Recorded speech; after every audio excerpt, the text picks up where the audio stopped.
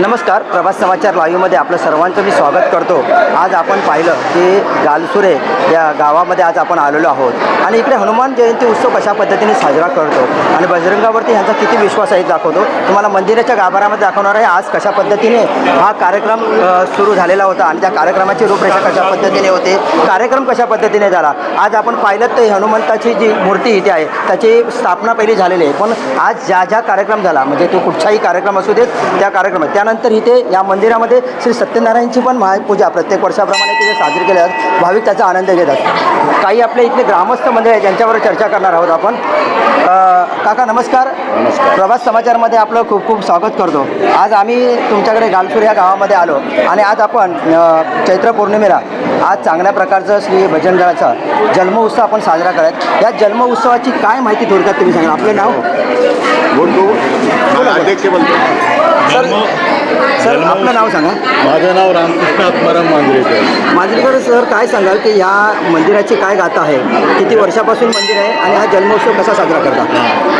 आम्ही जे या गावाचे भंडारी समाजाचे लोक आहेत हे मूळचे श्रीवर्धन दांड्यावरचे, त्याच्यानंतर आमचे पंजोबा इथे पळदे गणेश बापूजी पळदे म्हणून इथे होते।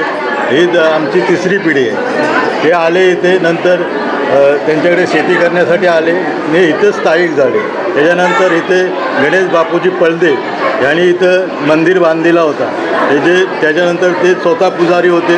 मग आमच्या बरेच लोक इथं स्थानिक झाले आणि त्यांनी इथं आमचे गणेश हे आमचे भटजीबा आहेत त्यांचे वडील इथं पूर्वी या मंदिरात होते, तेव्हा मंदिर हा साधा होता। त्यानंतर आम्ही त्याचा आता 2016ला त्याचा जीर्णोद्धार केला आणि हा ही इमारत आम्ही बांधलेली आहे। हा मंदिर जवळजवळ 3 पिढ्यांचा मंदिर। सर काय सांगाल की वर्षभरात या मंदिरामध्ये कुठचे उत्सव साजरे केले जातात? या मंदिरामध्ये आम्ही या चैत्र पौर्णिमेला हा हनुमान जन्मोत्सव साजरा करतो। त्याच्यानंतर आमच्याकडे गोकुळाष्टमी ही 2 दिवस आम्ही साजरी करतो। त्यानंतर नवरात्र उत्सव आम्ही साजरा करतो। कालपासून काय कार्यक्रम इथे होते आणि कशा पद्धतीने आज संपन्न झाले? कालपासून आमच्याकडे कार्यक्रम होते। पहिला महिलांना प्राधान्य आम्ही पहिल्या दिवशी 2 दिवस आमचे कार्यक्रम असते। पहिल्या दिवशी आम्ही महिलांना प्राधान्य देतो, कारण का त्या दिवसभर कामात असतं, त्यांना कुठंतरी हिगुळला पाहिजे म्हणून आम्ही त्यांना एक त्यांच्या हळदी कुंकूचा कार्यक्रम ठेवतो।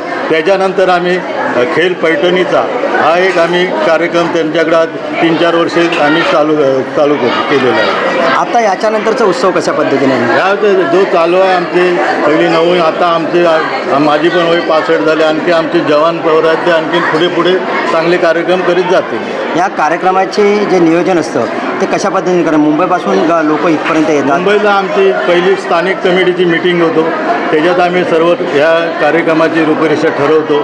त्यानंतर आमच्या मुंबई मंडळाला आम्ही ग्रामस्थांच्या लेटर पॅडवर त्यांना पत्र देतो की असा कार्यक्रम ठरलेला आहे, तुम्ही या कार्यक्रमाला इथे या। तसे त्याप्रमाणे सर्व मुंबईकर मंडळी इथे कार्यक्रमाला येतात। काय एवढा मोठा जो खर्च वगैरे असतो तो कशा पद्धतीने मॅनेज होतो आणि काय नियोजन असतं? खर्च कारण का काही आमच्या ओळखी आहेत, काही लोक दानशूर आहेत, महाप्रसादासारखा खर्च काही लोक उठवतात। मंदिराचा कलर असेल तर आमचे भटजीबो आहेत, असे अनेक लोक काही आमच्या कार्य उचलतात नाही, आम्ही लोकवर्गणी काढतो। काय यातून आनंद काय मिळतो? आनंद म्हणजे आमचे सर्व कुटुंब एकत्र येतात नाही, आम्हाला त्याच्यात 2 दिवस आनंद मिळतो। काय सांगाल सर? आता सांगितल्याप्रमाणे अध्यक्षांना जो आम्ही हा कार्यक्रम राबवतो त्यात एक आम्हाला उत्स्फूर्त असा भक्तीचा साठा मिळतो, भक्ती मिळतो आम्हाला। आणि आमचं छोटंसं गाव आहे, पण आम्ही या गावामध्ये आनंदाने गुण्या गोविंदाने एकत्र राहत असतो। काल सांस्कृतिक कार्यक्रम रात्री झाले ते चांगल्या प्रकारे झाले आणि खरोखरच म्हणजे तन मन धन करून सर्व छोट्या मुलांपासून तर मोठे वयोवृद्ध लोक पण त्याच्यामध्ये सहभागी होतात। हो, ही एनर्जी येते कुठून? हे काल तुम्हाला सांगितलं असेल अध्यक्षांनी की महिलांचा पहिला हळदी कुंकू झाला, त्याच्यानंतर खेळ पैठणीचा। महिला दिवसभर आपल्या कुटुंबामध्ये राबत असतात, त्यांना कुठेतरी विरंगुळा मिळावा म्हणून आम्ही तो महिलांसाठी 1-2 दिवस कार्यक्रम ठेवतो। आणि लहान मुलांना पण कसा त्यांच्या कलागुणांना वाव मिळावा त्यासाठी आम्ही ते कार्यक्रम राबवत असतो की इथूनच छोट्या म्हणजे गाव पातळीवरून तालुका पातळीनंतर मग जिल्ह्यातून असेच आपले लहान कलाकार असो, प्रत्येक क्षेत्रामध्ये क्रीडा असेल, कला असेल, शैक्षणिक प्रत्येक क्षेत्रामध्ये स्थानिक लेवलवरनं तो माणूस मोठा होतो। म्हणून हा एक प्लॅटफॉर्म असतो कार्यक्रम राबवण्याचा आणि तो आम्ही एकत्र असल्यामुळे आमच्या एकीमुळे उत्स्फूर्तपणे आम्ही राबवत असतो. नक्कीच एकवीस आमच्याकडे आमचे मित्र त्यामध्ये आमचे जे इथे जवळजवळ 60 घरं भंडारी समाजाचे आहेत आणि 5 घरे आमची गवळी समाज आहे. म्हणजे त्यांची पण आमची जेवढ्या पिढ्या आहेत तेवढी त्यांची पण आहेत, कारण का ते पण इथे त्या पळदेंच्याकडे आले होते की तिथून ते आमच्या समाजालाच मिळून आहेत. 5 गवळ्याची सुद्धा घरं आहेत आमच्याकडे. काय आमचे मुंबईचे मित्र ज्यांच्या आग्रहास्त आम्ही आलो, काय सांगाल साहेब? काय आहे? आम्ही मुंबईवरून येतो, आम्हाला पण उत्सुक असते की गावाचा कार्यक्रम चांगला व्हावा म्हणून आम्ही सगळं सपोर्ट करतो. मुंबईकर सर्व महिनाभराची मीटिंग लावतो आम्ही अगोदरच की आपल्या गावात काय करायचं, कार्यक्रम करायचं काय नाही ते सर्व आम्ही मुंबईवरून सर्व ठरवून येतो आणि इकडे कार्यक्रम पार करतो. नक्की नक्की. काका काय सांगा, नित्यनेमाने ह्या देवाची तुम्ही पूजा करत असतात आणि एवढे ग्रामस्थ एकत्र येतात आणि उत्स्फूर्त चांगल्या प्रकारचा प्रतिसाद वाटतो, तुमचं मन आणि चेहरा भरलेला वाटतो, काय सांगाल? मूळ सहकार्याची भावना आणि भक्ती या दोन गोष्टी या ठिकाणी एकत्र असतात. तिथे आमच्या 2 पिढ्या आमच्या वडिलांपासून या सेवा आम्ही करतो. नक्कीच. त्यांच्याकडून आम्हाला काय मिळतं काय नाही याच्यासाठी आम्हाला दर्शन मिळतं हे महत्त्वाचं ठरवून आज 2 पिढ्या आम्ही हे काम करतो, अजूनही करत राहणार. पाहिलं मी की आज जो कार्यक्रम सुरू झाला सकाळी पाटेपासून जो कार्यक्रम सुरू झाला त्यावेळी पाहिलं की ही जी पालखी आहे ही प्रत्येकाच्या म्हणजे देव प्रत्येकाच्या मंदिरामध्ये असतो, पण देव खरोखरच आपल्या भक्तांच्या भेटीसाठी तो प्रत्येकाच्या घरी जातो आणि त्यांना सुख समृद्धी लाभो, त्यांना चांगल्या प्रकारचे आशीर्वाद द्यावे आणि बजरंगाची कृपा कायमस्वरूपी राहावी. अखंड शिवर्धन किंवा ह्या हरिहरेश्वर परिसरामध्ये तुम्ही पाहिलं तर खरोखर हनुमंताची कृपा झालेली आहे. प्रत्येक जागेवर बऱ्याच जागेवर हनुमंतांची मंदिरं पाहिलेली आहेत. तसं हरिहरेश्वरच्या पण जी गदा त्यांनी तिथे फेकलेली आहे आणि त्यातून जो काही निष्पन्न झालेलं आहे म्हणून एवढं मोठं प्रसिद्ध असं हरिहरेश्वर मंदिर आहे. मी ह्या कार्यक्रमाची निश्चित गोष्ट नसते किंवा कार्यक्रम पूर्ण होत नसतात, पण आनंदाने लोक मला आज वाटतंय की आज इथं जो महाप्रसाद आहे प्रत्येक घरातील छोटा मूलसुद्धा या महाप्रसादाचा स्वाद घेणार आहे. तर आपण महाप्रसाद कशा पद्धतीने आहे तो पण आपण पाहणार आहोत की काय काय महाप्रसादामध्ये आहे. इथे तुम्ही पाहिलं आहे की सर्व सरकारी नोकर म्हणजे जे आजचे कर्मचारी वगैरे आहेत गव्हर्नमेंटचे किंवा पोलीस खात्यातले डिपार्टमेंटमधले आहेत हे सर्व चांगल्या प्रकारचं म्हणजे स्नेहभोजन आजचा जो महाप्रसाद आहे याचा पण लाभ घेत आहेत. मी दाखवणार आहेत की प्रत्येक वर्षी इथे महाप्रसादाचा लाभ घेत असतात. हा महाप्रसाद इथे प्रत्येक वर्षी वाटला जातो आणि महाप्रसादाचा लाभ घेतो.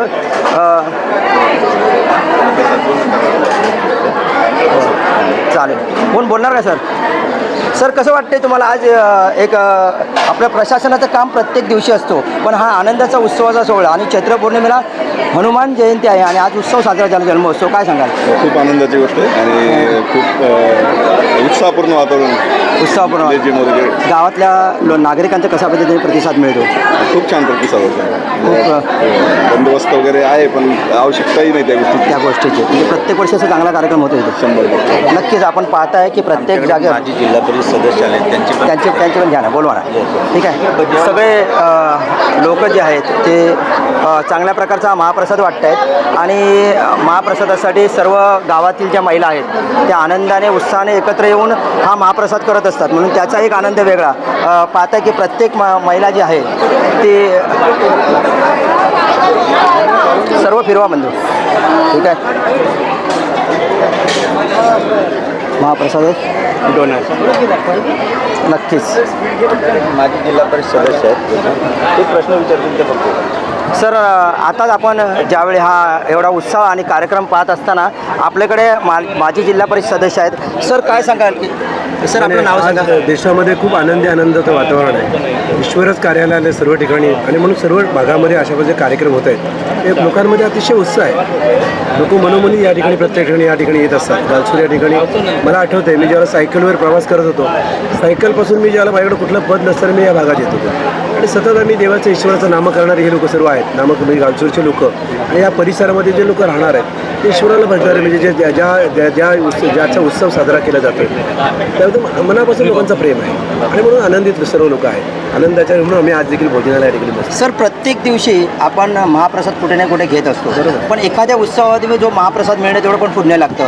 कशा पद्धतीने महाप्रसाद घेतलेला आनंद वाटतो? पण ज्या ईश्वराचं कार्य आज ज्याचा आज जन्मदिन आहे त्या जन्मदिनामध्ये म्हणजे रात्रीपासून बघायला गेलं तर सकाळी पहाटे जेव्हा जन्मकाळ असतो अनेक लोक जागरण करून वेगवेगळी भजनं करून देवाचं नामस्मरण करत असतात आणि ज्याला माणूस वर्षाने येणाऱ्या कार्यक्रमाला जेव्हा असं करतो त्याला मनापासून वर्षभर लोकांना त्याचं समाधान मिळतं आणि म्हणून ज्याला भोजनाला आम्ही येतो ज्या ठिकाणी जातो त्याचं समाधान सर्व ठिकाणी अशा पद्धतीने असतं सर. नक्कीच. अजून कोण बोलणार नाही ना? आताच सर बोलणार. महाप्रसादाविषयी डोनेटर तुम्ही आहेत. महाप्रसाद डोनेटर काय सांगाल? आता मला माहिती पडलं, आनंदाने दिलेला आहे. ईश्वराने पुष्कळ प्रत्येक वेळी दिले. दानात दान सर्वश्रेष्ठ अन्नदान आहे. सर्वश्रेष्ठ दान आहे आणि त्यात मी दान करते. नोकरी करते मी 23 कुठच्या डिपार्टमेंटला आहे सर? प्राथमिक शिक्षक. प्राथमिक शिक्षक म्हणून आहेत. 23 वर्ष झाली मला इथं. 23 वर्ष. आपलं नाव कसं? संतोष खैरे. संतोष खैरे. नक्कीच. आताच आपण पाहिलं की आपण गालसुरे या गावामध्ये होतो आणि आज हनुमान जयंती उत्सव साजरा झाला.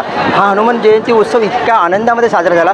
कालपासून आम्ही या गावामध्ये आल्यानंतर जो उत्साह नागरिकांचा पाहिलेला आहे. कारण सर्वप्रथम आम्ही आल्यानंतर जे आमचा पाहुणचार झाला, सत्कार झाला आणि सगळ्यांचं आनंदाचं वातावरण राहिले. प्रत्येकाच्या घरी जाऊन आम्ही प्रत्येकाला भेटलो. पण उद्या चर्चा होती की उद्या जन्मोत्सव कशा पद्धतीने होणार, कोणाच्या मनी झाले होतं की कशा पद्धतीने फुलं आणायचे, पालखी कशी सजवायचे, कार्यक्रमाचं नियोजन कसं करायचं आहे. आणि आल्यानंतर पहिल्यांदा की पाहिलं तर हळदी कुंकू हा चांगल्या प्रकारचा कार्यक्रम झाला. म्हणजे महिलांचा मान सत्कार आणि आदर किती पद्धतीने चांगल्या प्रकारचा केला जातो या गावामध्ये दाखवलं. त्याच्यानंतर महिलांसाठी जो आता नवीन एक गोष्ट म्हणजे काय झालं की खेळ पैठणीचा. आणि ह्या खेळ पैठणीमध्ये उत्साहामध्ये, कारण आपण शेतकरी वर्ग आहोत पण तन मन धन अर्पण करून किंवा कुठचंही मॉडेलिंग न करता की हा खेळ पैठणीच्या ग्रामीण भागांमध्ये पण राबवला जातो आणि त्याच्यामुळे महिलांना उत्साह मिळतो आणि आपण पण एक काहीतरी वेगळं करू शकतो. आणि कधीही न ठोक्यावरती नाचणाऱ्या ज्या पैठणी खेळाच्या भावजींच्या तालावरती नाचणाऱ्या महिला पण आम्ही इथे पाहिलेल्या आहेत. त्याचबरोबर कालचा जो झालेला सांस्कृतिक कार्यक्रमाचा उत्सव तो अति उत्साह होता की छोट्या मुलांपासून म्हणजे ज्याला खरोखरच माहीत नाही आहे की पॅन्ट कशी घालायची पण तो सांगत होता नन्ना मुन्ना राई आहे मैं देश का शिपाई हूँ. अशा प्रकारचे चांगल्या प्रकारचे कार्यक्रम झाले. नुसतं कार्यक्रमच नाही तर एकविराचं दर्शन कशा पद्धतीने प्रत्येक महिलाने एका डान्समधून ते दाखवलेलं आहे. आणि हे सर्व आनंदाचं वातावरण आणि उत्साह जर पाहायचा असेल तर अशा गावांमध्ये जाऊन आपण अशा पद्धतीचे व्हिडिओ बनवले गेले पाहिजेत. सर्व लोक उत्साही आतुरतेने पाहत आहेत की कशा पद्धतीने हा उत्सव होणार, कशा पद्धतीने महाप्रसाद होणार. आणि संध्याकाळचा जो कार्यक्रम आहे अति फार महत्त्वाचा. संध्याकाळी बोला सर. मला वाटतं काल स्टेजवरती तुम्ही सूत्रसंचालन करत होता हो ना. आणि काल पुष्कळ कदाचित तुमच्याकडे रेकॉर्डिंग असेल तर मला पाठवा. तुम्ही महाराजांविषयी सांगितलेला जर उत्साह जो काल तुमच्याकडे मी पाहिला जर त्यातले 2 शब्द सांगाल तर बरं होईल. छत्रपती शिवाजी महाराजांचा इतिहास हा आता तरुण पिढीपर्यंत पोहोचत नाही आहे. कारण की शाळेमध्ये सुद्धा खूप कमी प्रमाणात इतिहास आपला दाखवला जातो.